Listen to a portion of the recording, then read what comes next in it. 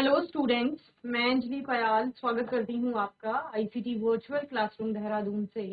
कैसे हैं आप सब लोग?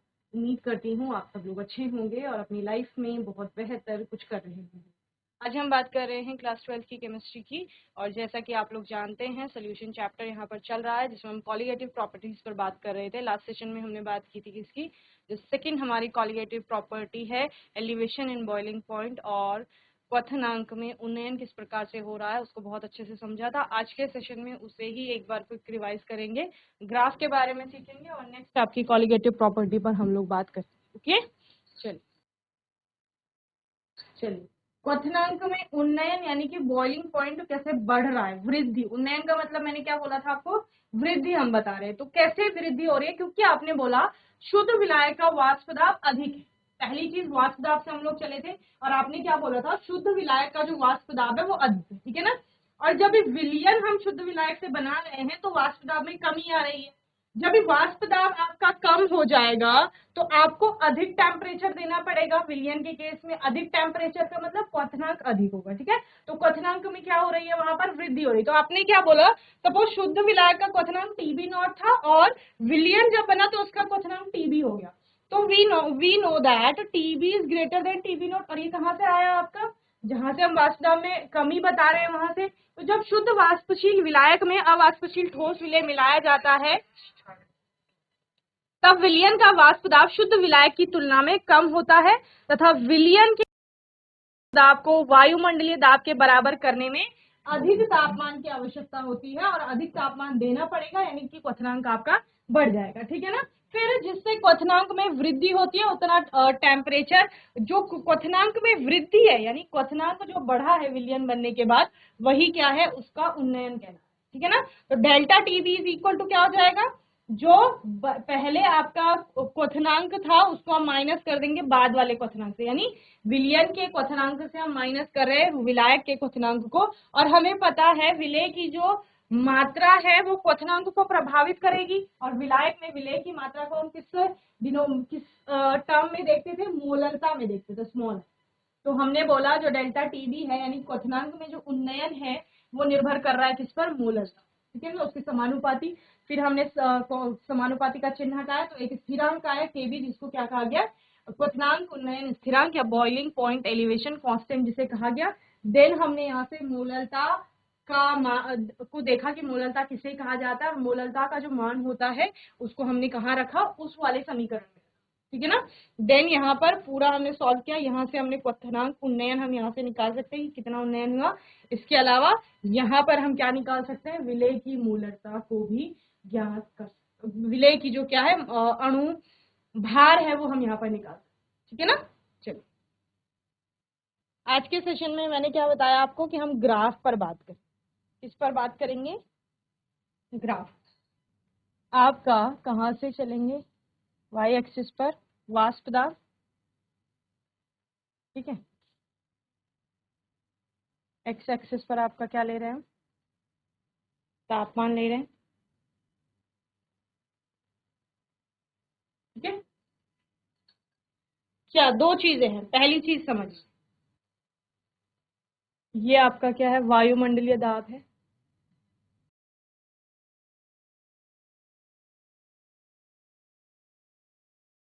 ठीक है। क्या है यहाँ पर? वायुमंडलीय दाब है। आपको क्या करना होता है? कोई भी विलायक है या विलयन है उसका जो दाब है, वाष्प दाब है, उसको वायुमंडलीय दाब के बराबर करना है, तभी वो उसका क्वथनांक कहलाएगा। चूंकि हम क्वथनांक की बात करें तो पहले हम शुद्ध विलायक को ले लेते हैं। किसको ले लेते हैं? शुद्ध विलायक। तो विलायक के लिए सपोज यहाँ कोई तापमान है इस पॉइंट पर, इस तापमान पर शुद्ध विलायक का वाष्प दाब ये है सपोज, ठीक है ना। जिसको आप क्या कह रहे थे कि धीरे धीरे हम इसको बढ़ाएंगे, इस पॉइंट पर जाकर आपका क्या हो रहा है? इस पॉइंट पर जाकर क्या हो रहा है? ये वाष्प दाब आपका किसके बराबर हो रहा है? वायुमंडलीय दाब के बराबर। तो ये क्या हो जाएगा? ये आपका क्वथनांक हो जाएगा किसका? शुद्ध विलायक। विलायक, यहाँ पर विलायक लिख लीजिए, ठीक है।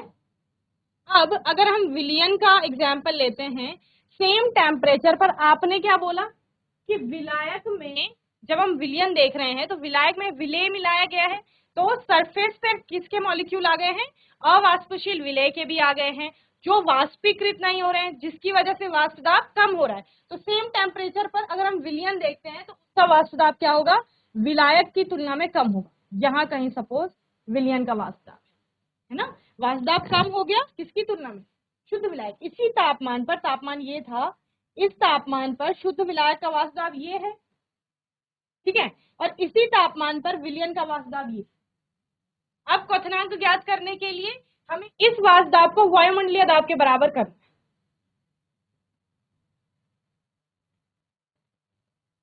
तो अब आपको क्या दिख रहा है कि विलयन का जो वाष्प दाब है, या वो उसको बढ़ाने पर जब हम वायुमंडलीय दाब के बराबर करते हैं तो तापमान में अंतर देखने को, देखो इस तापमान पर अगर हम यहां बात करें तो विलायक के लिए जो क्वथनांक आएगा वो ये वाला टेम्परेचर आएगा, ठीक है, और विलयन के लिए जो क्वथनांक आएगा वो कौन सा आएगा, वो ये वाला टेम्परेचर है। तो ये कम है, ये ज्यादा है, तो विलयन का क्वथनांक क्या हो गया, बढ़ गया। यही तो हम देख रहे थे, क्वथनांक में उन्नयन की बात हम कर रहे थे कि क्वथनांक में क्या हो गए, वृद्धि हो गई, तो ये क्या है, ये विलयन है, ठीक है। ये शुद्ध विलायक का क्वथनांक और ये आपका क्या आ गया, विलयन का क्वथनांक। फिर आपने क्या किया, इससे इसका क्वथनांक क्या कर दिया, माइनस। ठीक, क्लियर है। चलिए बनाइए ये ग्राफ जल्दी से।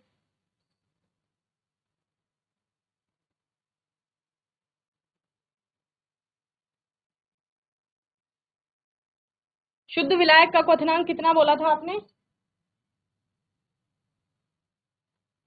टी बी नॉट, और विलियन का टी बी, ठीक है, इन दोनों के बीच का क्या होगा, डेल्टा टी बी, ओके।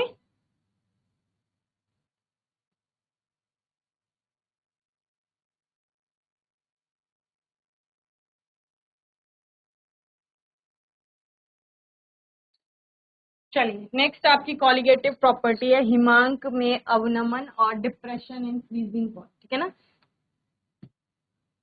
जो मैंने कहा था कि आप होमवर्क में एक बार देख लेंगे, ठीक है ना, तो देखा होगा आप लोगों ने।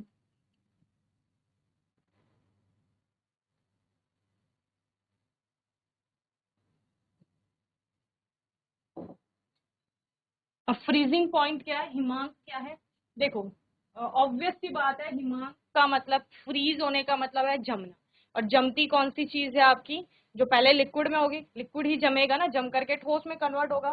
तो क्या हो रहा है, स्टेट में कन्वर्जन हो रहा है, ये तो आपको पता है कि स्टेट चेंज हो रही है। तो लिक्विड से किस में जा रहा है, आपका जो पदार्थ है वो सॉलिड में जा रहा है, ठीक है ना। पहले शुद्ध विलायक था तो आपने बोला वाष्प वहां पर अधिक है, वाष्प अधिक है, तो आपका क्वथनांक कैसा आया था, कम आया था एज कंपेयर टू सोल्यूशन, ठीक है ना। जब विलियन की तुलना की गई तो विलियन का क्वथनांक आपका अधिक है। लेकिन हिमांक में होता क्या है, हिमांक में आपका द्रव का वाष्प आपको और कम करना पड़ेगा, जिससे कि वो ठोस में बदलेगा, समझ रहे हैं ना। देखो यहाँ आपका क्या हो रहा है, यहाँ आपका वायुमंडलीय दाब है,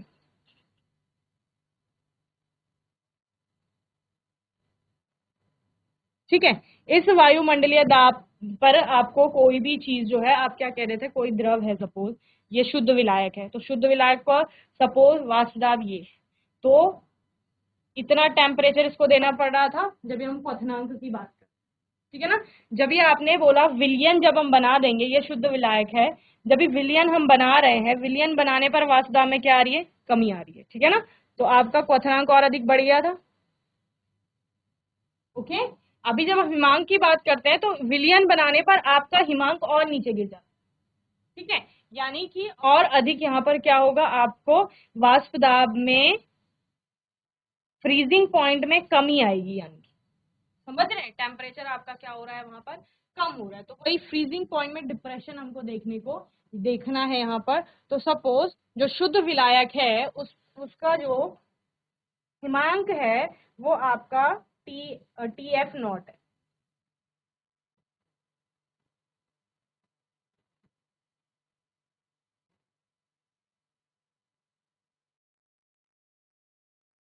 समझ रहे हैं। और अब हम कह रहे हैं कि ठोस अवस्था का जो वाष्प दाब है वो यहाँ कहीं, ठीक है, ठोस प्रावस्था का वाष्प। ठीक है, तो इसको फ्रीज करने में, ये विलायक है आपका, शुद्ध विलायक जिसे आप बोल रहे थे, और ये आपका क्या है, विलयन है। ठीक है, उनके वाष्प दाब है। तो विलायक का वाष्प दाब ठोस अवस्था में करने पे आपको क्या लग रहा है, TF इतना, ये इसका क्या होगा, हिमांक, और इसका है आपका, इसका TF नॉट है शुद्ध विलायक का, इसका TF है विलयन का। ठीक है, अब डिप्रेशन आपने देखना है कि कितना हुआ।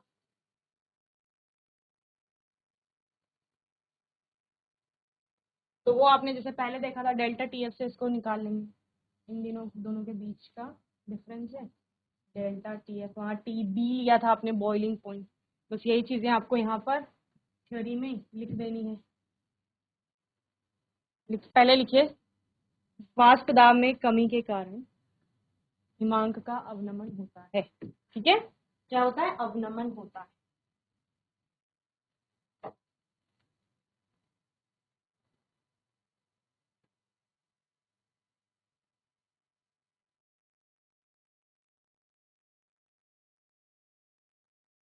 वाष्प दाब में कमी के कारण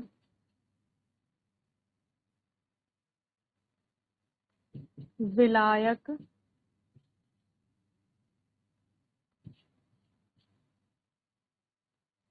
की तुलना में शुद्ध विलायक की तुलना में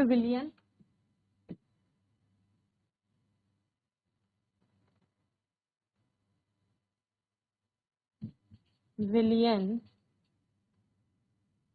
के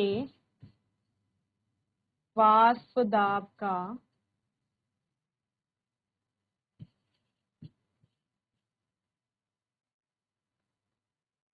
अवनमन होता है। ठीक है, अभी क्या करेंगे, शुद्ध विलायक का, जहां जहां विलायक लिखा है ना उसका मतलब शुद्ध विलायक की बात हो रही है। शुद्ध विलायक यानी कि जब वो अकेले है। शुद्ध विलायक का वाष्प दाब आपने बोला अधिक है, क्वथनांक विलयन की अपेक्षा कम आया था, तो शुद्ध विलायक का हिमांक हम मान लेते हैं TF नॉट। ठीक है, और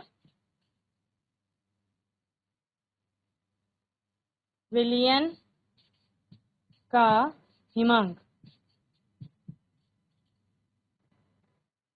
यहाँ हिमांक लिखेंगे, हम हिमांक की बात कर रहे हैं ना, देखो ध्यान से सुनो।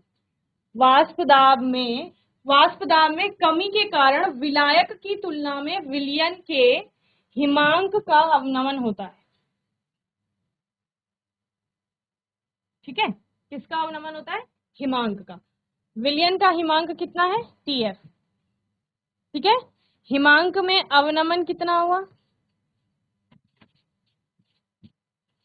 Delta TF। क्या करेंगे, डेल्टा TF में माइनस कर देंगे हम लोग, TF नॉट माइनस TF, क्योंकि TF नॉट आपका क्या है, अधिक है ना, तो TF नॉट माइनस TF। ठीक है,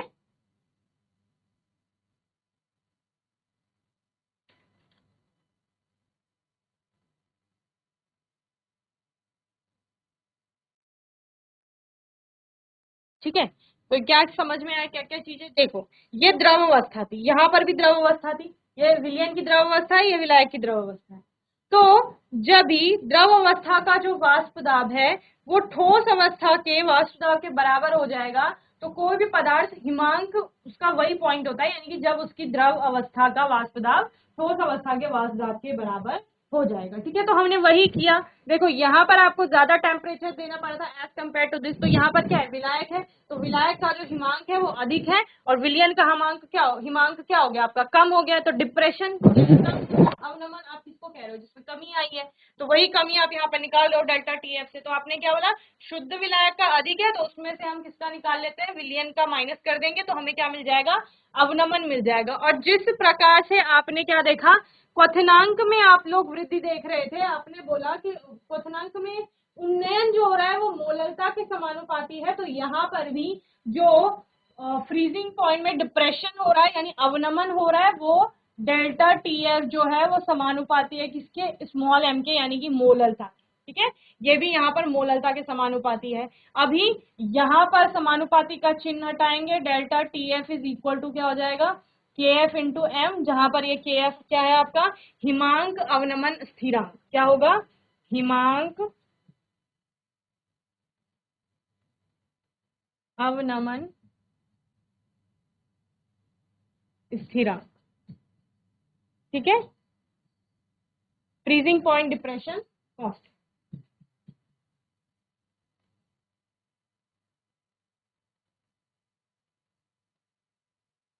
मोलल अवनमन स्थिरांक भी इसको कहा जाता है, इसके अलावा क्रायोस्कोपिक स्थिरांक भी इसको कहा जाता है। ठीक है ना, चलिए अब फिर से वही आ गया, मोललता एम बराबर क्या होता है,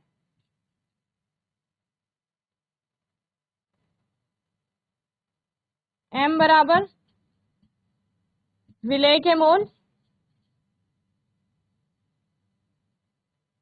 बटे विलायक का किलोग्राम में द्रव्यमान, या विलायक का ग्राम में द्रव्यमान लेंगे तो 1000 से मल्टीप्लाई कर देंगे। ठीक है ना, तो हम ग्राम में ले लेते हैं, सपोज विलायक का द्रव्यमान ग्राम में। ठीक है, और इंटू 1000। ठीक है, विलेय के मोलों की संख्या को हम किससे व्यक्त कर देते हैं, N2 से, N2 अपॉन विलायक का द्रव्यमान W1 इंटू 1000, और हमें पता है N2 इज इक्वल टू क्या होता है, W2/M2। ठीक है, तो वो वैल्यू यहाँ पुट कर दो, क्या हो जाएगा, small m is equal to W2/M2 upon W1 into 1000। ठीक है ना, और W2 into 1000 upon M2 into W1। ठीक है ना, ये N2 का मान है, N2 का मान था वो, और वो हमने अब यहाँ रख दिया N2 का मान, M का मान मोललता का मान हो गया। ठीक है ना, ध्यान से समझेंगे, मोललता का ये मान हो गया कि विलेय के मोलों की संख्या बटे विलायक का द्रव्यमान ग्राम में और इंटू 1000। ठीक है, ये कर दिया। अब m का जो ये मान है हम इसको इक्वेशन 1 मान लेते हैं सपोज इसके लिए, तो स्मॉल m का यानी मोललता का मान समीकरण 1 में रखने पर,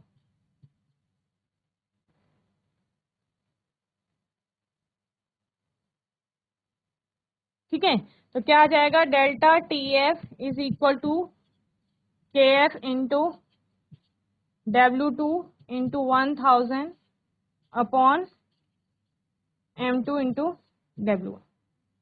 क्लियर, चलिए नोट करेंगे।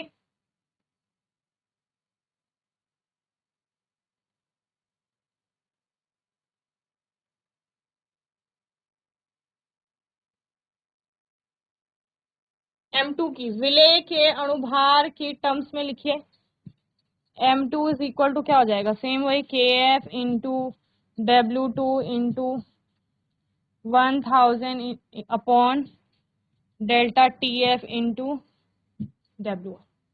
ओके,